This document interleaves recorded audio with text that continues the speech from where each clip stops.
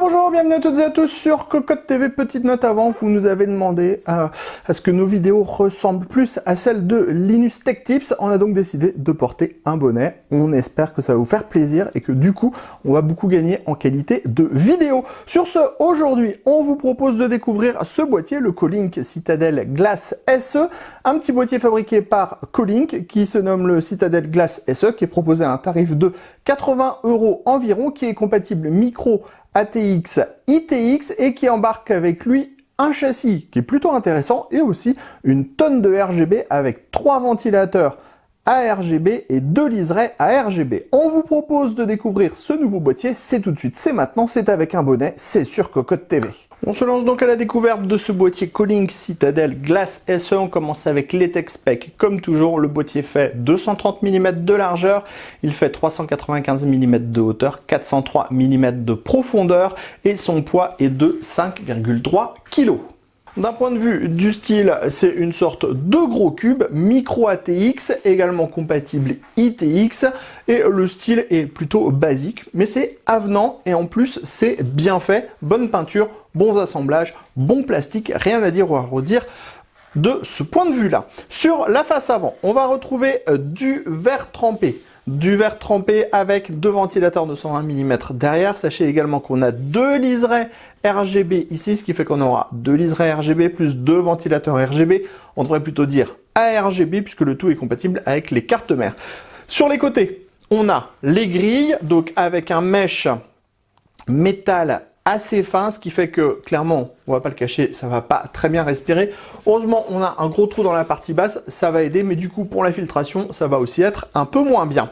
Sachez qu'on pourra remplacer les 2 ventilateurs de 120 mm par 2 ventilateurs de 140 mm, ou alors un ventilateur de 180, ou alors un ventilateur de 200 mm, ou alors du water cooling en 240-280 mm. On a fait le tour. Sur le côté gauche, on a une porte en verre trempé, aimantée, qui s'ouvre tout simplement comme ceci. C'est hyper simple, vous voulez la retirer, on la soulève, elle se dégrafe des charnières. Dans la partie basse, on le remarque, on a des pieds de type IFI avec cerclage aluminium et patins en mousse par en dessous. Si on passe sur le côté droit, on retrouve la grille d'aération, comme sur le côté gauche, et un panneau intégralement en acier. On fait le petit tour, c'est très facile à tourner, ça fait 5 kg.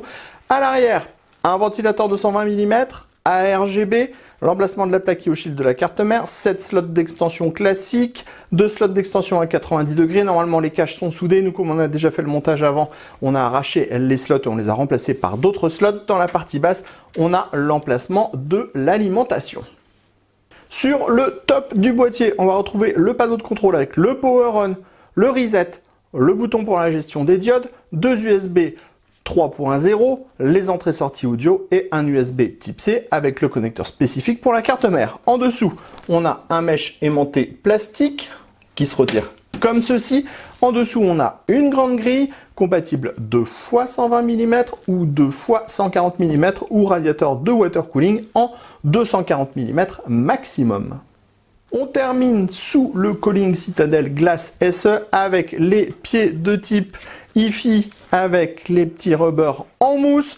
Ensuite, on a la partie métallique avec les points d'ancrage pour la cage HDD, car il faudra démonter la cage HDD pour pouvoir intégrer les 2 disques durs ou les 2 SSD. Enfin, ici, on a un petit filtre en mèche métallique qui protège l'alimentation.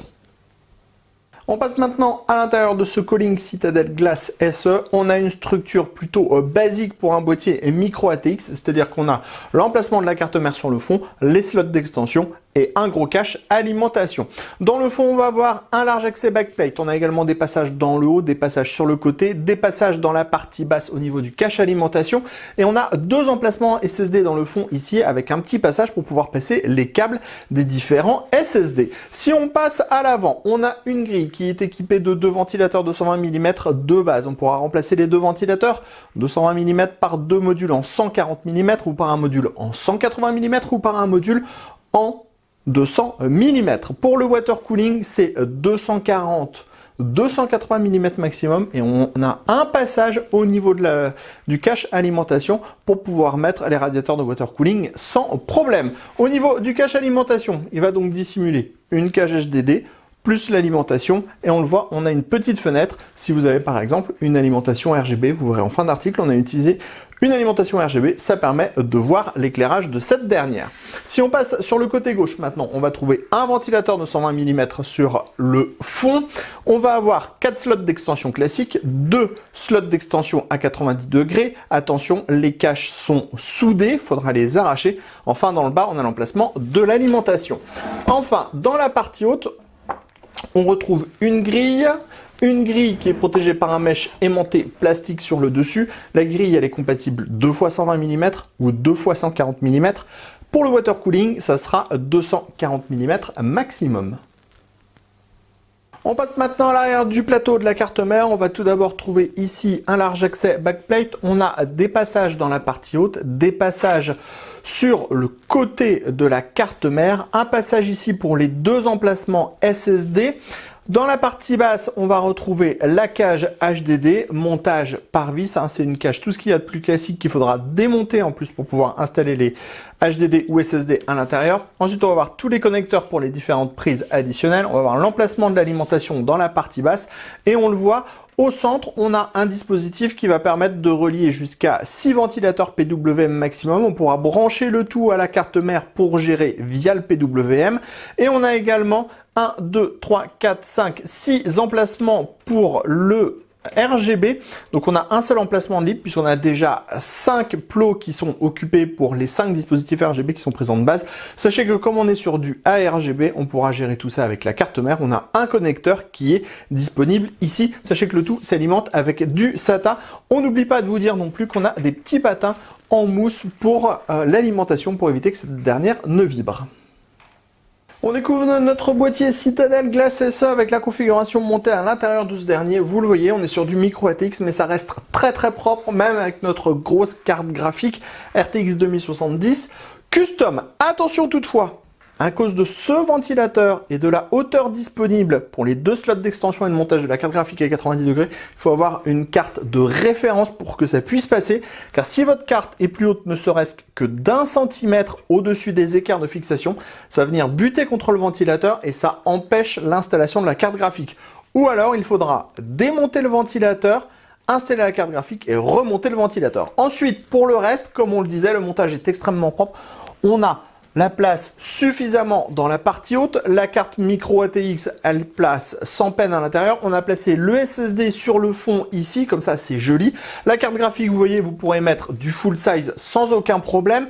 On a les 2 ventilateurs à l'avant qui vont aspirer de l'air frais et donner de l'air frais à toute la config. Le ventilateur arrière qui va expulser l'air chaud. Et au niveau du cache alimentation, on a une petite fenêtre, ce qui fait que si on a une alimentation de type RGB, on pourra profiter de la lumière de cette dernière. Allez, on vous retourne le boîtier pour vous montrer l'arrière. Au niveau de l'arrière, la chose à laquelle il faudra faire le plus attention, ce sont tous les câbles, car il y en a beaucoup à cause du RGB. On a ce PCB qui va gérer les ventilateurs en PWM, autrement vous pourrez passer par du 5 volts, 12 volts si vous débranchez chaque prise. On a ici tous les dispositifs pour gérer le RGB. Alors attention, comme on a déjà 5 dispositifs avec 2 bandes à l'avant et 3 ventilateurs, en fait, ça va pas être si facile que ça de brancher d'autres dispositifs RGB à l'intérieur du boîtier. Donc, ce serait mieux d'avoir du RGB géré directement par la carte mère, ce qui est possible puisqu'on a un connecteur et pour pouvoir relier les autres choses après. Dans la partie basse, l'emplacement de l'alimentation avec des petits rubbers en caoutchouc, devant une cage HDD, tout ce qu'il y a de plus classique, montage par vis. Ici, on a l'accès backplate et vous voyez, on peut faire passer des câbles absolument partout pour un résultat qui est relativement propre pour du micro ATX avec une tonne de RGB. On en termine de cette présentation du boîtier Calling Citadel Glass SE avec la machine montée à l'intérieur et le PC allumé. Alors comme vous pouvez le voir, on a des tonnes et des tonnes de RGB de base. Alors on a poussé à l'extrême avec une carte graphique qui est aussi en mode 256 couleurs et un Ventirad GPU qui est également dans ce même type de fonctionnement et on a également de la mémoire RGB.